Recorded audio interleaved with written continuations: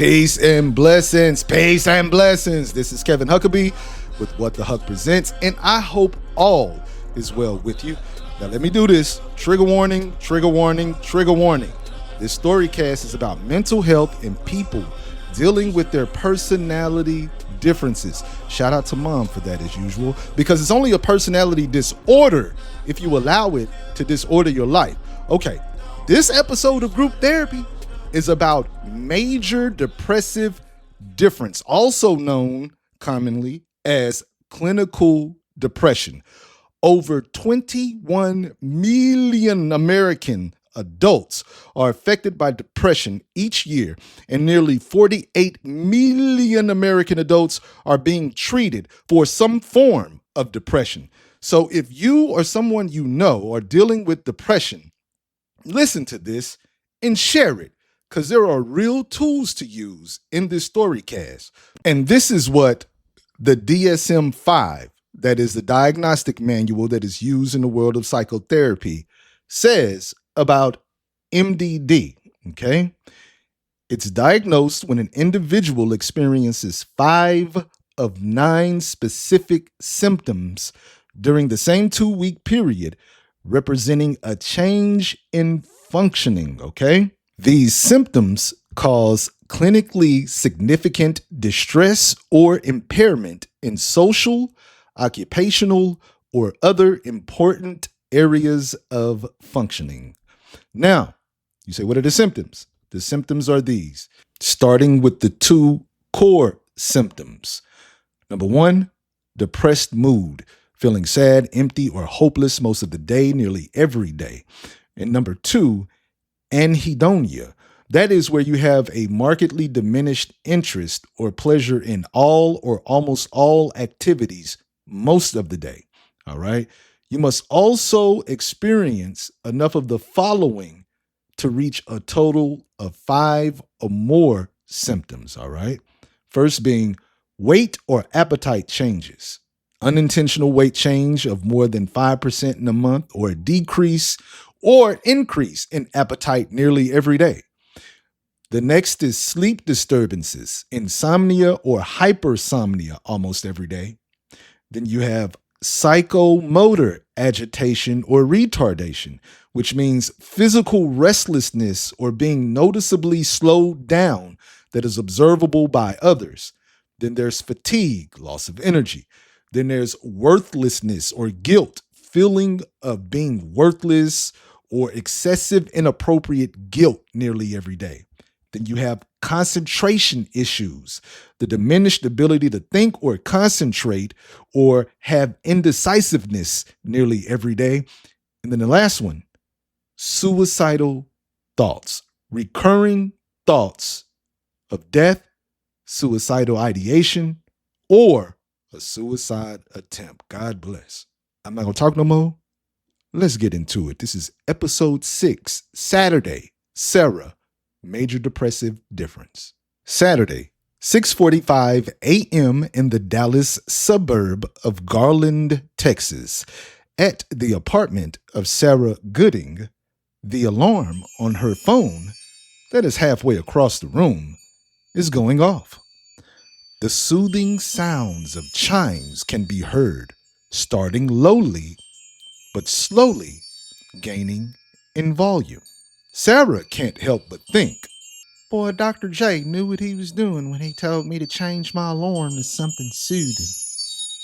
Sara recalls the very first week of the process group therapy sessions she's been attending to deal with her major depressive difference, remembering Dr. Jamie Prentice, aka Dr. J, saying, Sara, you told me that waking up can be one of the hardest things for you to do, which is understandable as MDD overreacts to the morning cortisol spike, leaving you feeling physically heavy, anxious, or exhausted, especially since your dopamine and serotonin may be imbalanced. A soothing sound can help alleviate spiking cortisol, the stress hormone, and anxiety or morning grogginess, helping your brain smoothly out of sleep. Okay, Dr. J, but what do I do about the rest of my morning? Asks Sara with an almost defeated look on her face. Dr. J leans forward, pushing his thin-framed spectacles higher on the bridge of his nose, and says, your morning should actually start the night before. Sara, with a befuddled look and squinted green eyes, asks, what do you mean by that? Simple. Prepare the night before. Lay out your items to reduce decision fatigue by choosing your clothes and or preparing your work bag or materials or even breakfast the night before. Oh, okay. With it being Saturday and the 6th day that Sara has to get up since she's trying to make a little extra money, this morning happens to be a low energy one for her, making it difficult to summon the energy to get out of bed, which she needs to do to turn her alarm off and get the day started. She recalls Dr. J saying, after waking up, your next step that can be hard at times is simply getting out of bed, right? Yeah, that's right. It can feel so heavy. That's the best word I can come up with, Dr. J. Okay. Well, normalize the heaviness. It's okay to remind yourself that you have an illness. Practice speaking to yourself with the same compassion you would offer a loved one or a friend. Say something like, I have an illness, but I am not my illness. And as this is the first session, you guys are going to hear me say it's okay to anthropomorphize your personality difference. That means to treat something that isn't alive like it is. This can make it easier to fight your personality difference. Sara, back in the here and now, is taking the advice of Dr. J and anthropomorphizing her MDD as a medium dog-sized, blue fur-covered Mr. Snuffleupagus. Yes, the same one from Sesame Street, with it saying, you don't really want to get up, do you? I mean, why don't you just lay here forever? Because if you get up, you're just gonna have a bad day. With Sara answering, no, Blue, I gotta get up. I'm trying to make this extra money for my mama's birthday present. Plus, I need to turn the alarm off. Sara goes back to the session that Dr. J is giving her tips and remembers, okay, so after I normalize the heaviness, I still gotta get up. So how do I make myself do that if I don't have the energy, Dr. J? I have 2 techniques that you can try, Sara. Number 1, the 5-4-3-2-1 technique. Instead of waiting for motivation, count backward from 5 and physically move a body part or parts. Example, like sitting up or dangling your legs over the edge of the bed the moment you hit 1. Or, number 2, the slithering technique. If sitting up feels impossible, start by simply rolling over to your side and slithering slightly off the mattress or gently moving your limbs to wake up your nervous system. Deciding to use the slithering technique, Sara slowly slides her legs from under her cover until they are off the mattress and her feet are on the floor. This prompts her to join her legs and she sits up. It's now 6:50 a.m. and she slowly heads over to her phone to finally silence the alarm. In her mind, she hears Blue, her anthropomorphized depression, ask, "Why did you have to put your phone so far? I hate getting out of bed." Sara thinks to Blue, "Me too, Blue. But Dr. J said keep your alarm at a distance. Put your phone or alarm clock across the room so you're forced to physically get up and turn it off." Does that answer your question, Blue? Now go away. I got stuff to do today. Sara's next steps are to immediately turn her light on and crack the blinds. Hearing Dr. J say, "Turn on the lights as soon as you can." Natural sunlight or a bright overhead light helps signal to your brain that it's time to wake up and start the day. Sara continues her morning routine with the next step Dr. J gave her: hydrate and fuel. Remembering what Dr. J said, Sara, make sure you drink a full glass or bottle of water and eat a breakfast containing protein. Your brain needs fuel to regulate neurotransmitters like serotonin, which, if low, is one of the biological causes of depression. You also may want to add a vitamin D supplement, since vitamin D aids the brain in producing serotonin, which is a mood-regulating chemical. And look into magnesium glycinate. It helps regulate stress hormones and plays a role in how the brain handles emotions. After drinking her water, eating a bowl of protein oatmeal, and taking her supplements, Sara moves to her next step, the bathroom, to continue getting ready for work. Sara hears Blue say, "Why do we have to keep doing this? I don't want to go in the bathroom. I want to climb back in bed and pull the covers over my head and never get out. And then I want to." But Blue's voice is slowly fading out and being replaced by Dr. J giving Sara more tips for the morning. Also, to help your mornings, shift your mindset. Mornings don't have to be rigid and perfect. Use the 5-minute rule.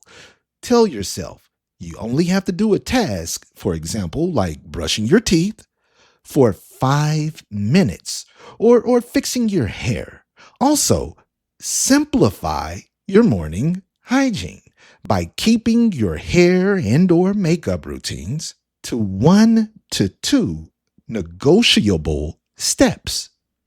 Consider easy, low-maintenance hairstyles, like the way you have your hair now, Sara, says Dr. J, looking at Sara's blonde hair that stops right at the top of her shoulders. Dr. J continues, also, if you prefer showers, it's okay to sit down in the shower if you have time and standing feels like too much effort. More importantly, remember this: forgive yourself. Accept that some mornings or days will be harder than others. Done is better than perfect is a great mantra to adopt for getting ready on your lowest energy days. Having completed her morning routine, Sara gets dressed and heads downstairs from her second-floor apartment to get into her pickup truck and head to the construction site she works at in downtown Dallas.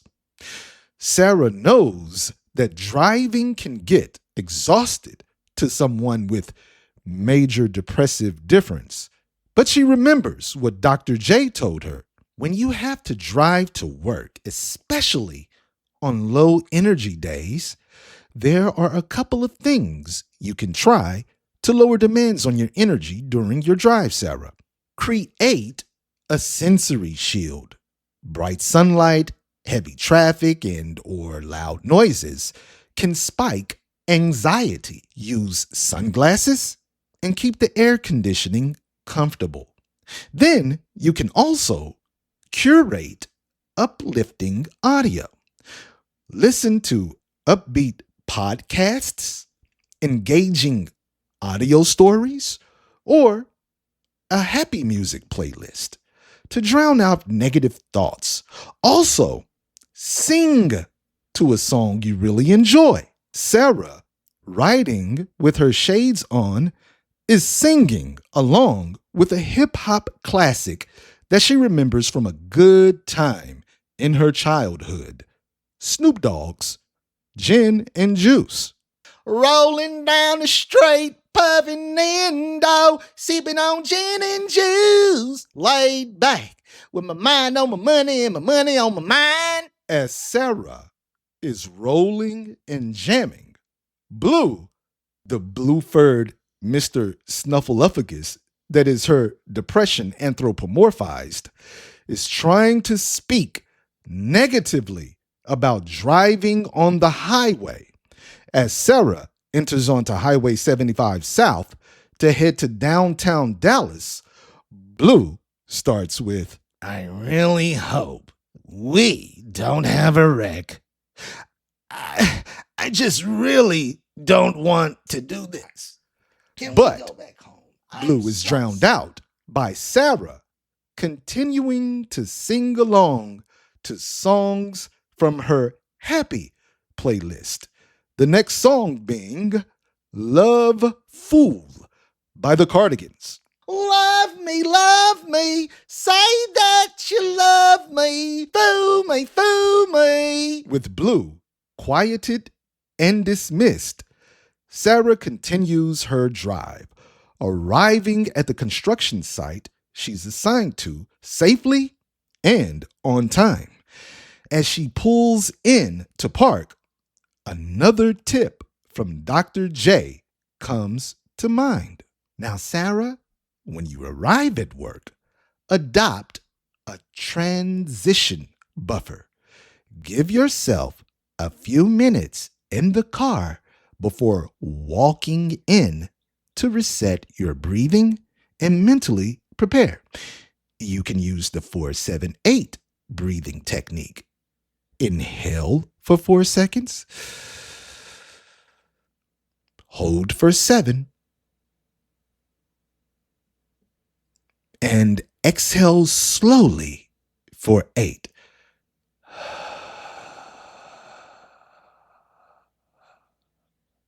As Sara enters the employee area on the site to clock in and get her assignments for the day, she's greeted by Earl, her supervisor, saying, "Whoa, there she is, Super Sara.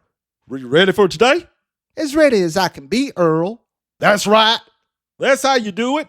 We gonna get her done today."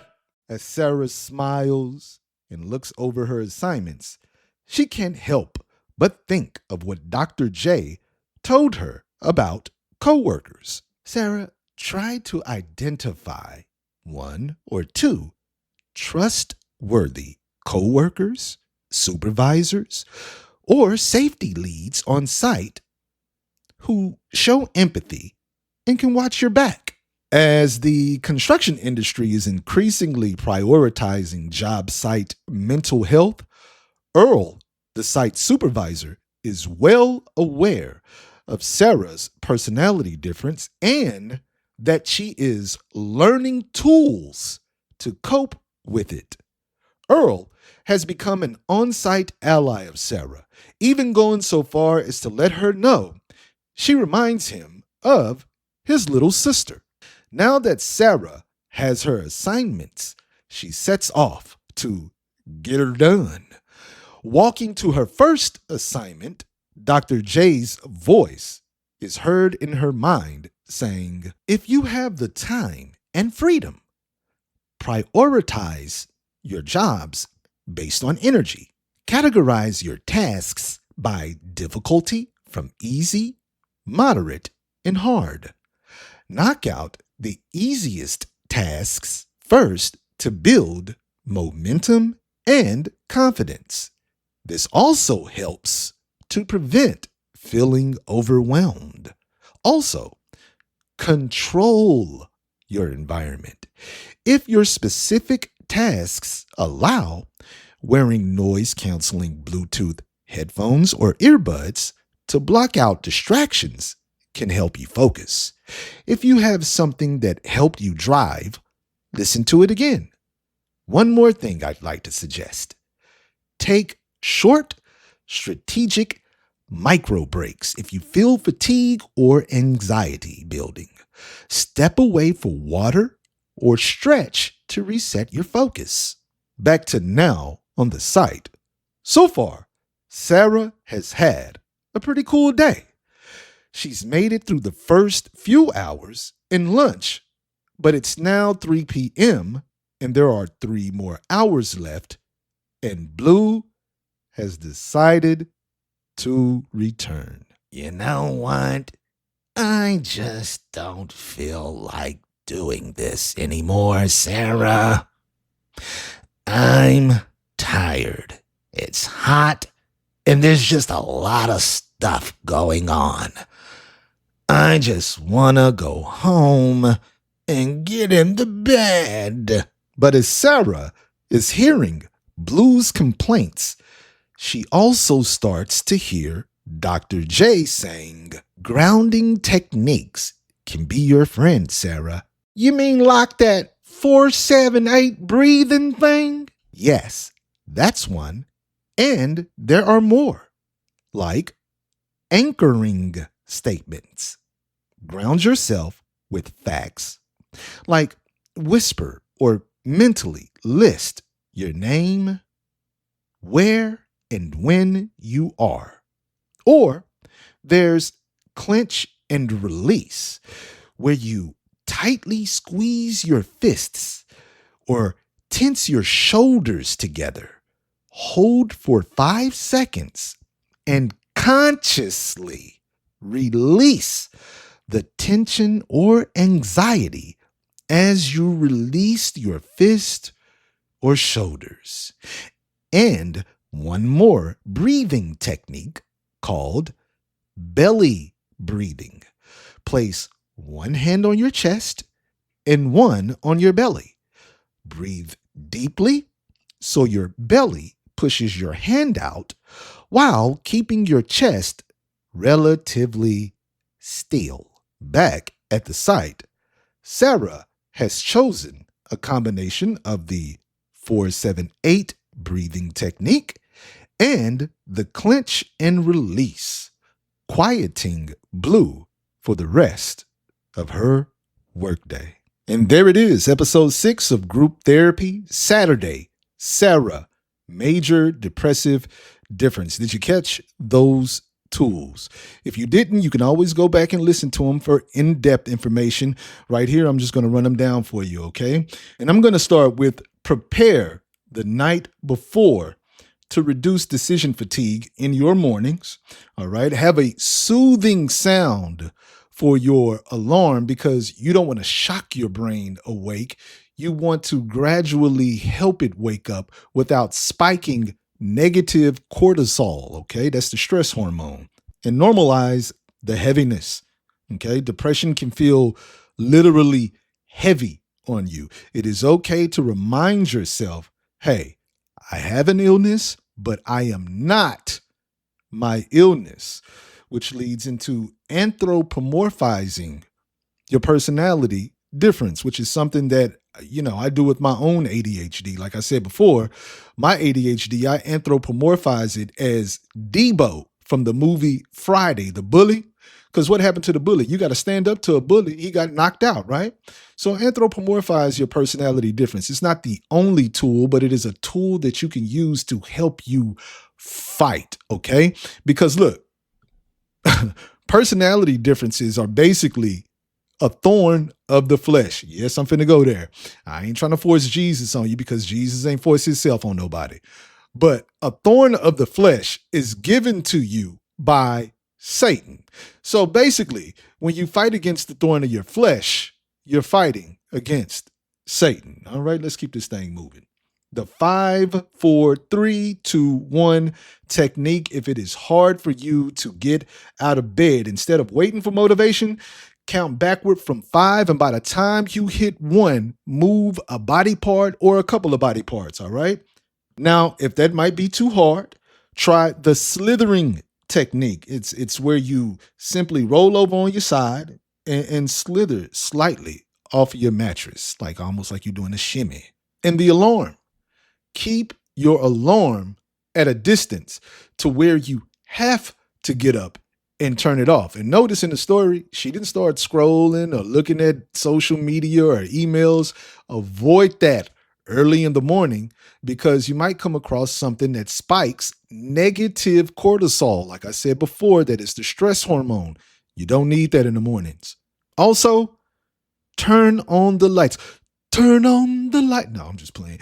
Turn on the lights immediately, whether that's you cracking the blinds or turning on the overhead light. This helps the mind to understand that it is time to wake up and start the day. And hydrate and fuel. I can't tell you how important it is to start your day off at least drinking a bottle or glass of water. Your body is 70% water, probably more than that. So helping brain fog or grogginess, you could do that by drinking a full bottle of water. You'll be surprised. I'm telling you, it works wonders. I do it for my ADHD. And shift your mindset. The mornings don't have to be perfect or rigid. Use the 5-minute rule. Tell yourself you only have 5 minutes to do a task per task. If you need to take a shower, it's okay to sit down in the shower. I'm going to tell you something. I used to sit in the shower. I used to turn the light off and sit up under some warm water and just turn my thoughts off unless I'm thinking about nothing but something good, okay? It works. And reduce your grooming time. You don't have to be perfect with your grooming. Pick styles or things that you can do that are easy for you to do. Also, forgive yourself. Accept that some days and some mornings will be harder than others. And it's okay to say, done is better than perfect. When you're driving, create a sensory shield. Wear you some shades to block out the sunlight. And if you're like me, I like, to keep my AC on. Turn your AC on and make it comfortable. And also, man, come up with a playlist of happy music that keeps you upbeat and in a good mood. Now, I can run through the tips for work. But again, like I said, I don't want to beat you over the head. Go back and listen to them. They're there and there's information there. Apply these tools, man. I'm telling you, they can help you if you're dealing with this, or if you know someone who is dealing with this, share it with them. You or they are not alone, okay? I'll be back with the last episode in this series, Purvis, Oppositional Defiant Difference. So, like I always say, don't let life kill you and don't let the enemy steal your joy. Peace and blessings.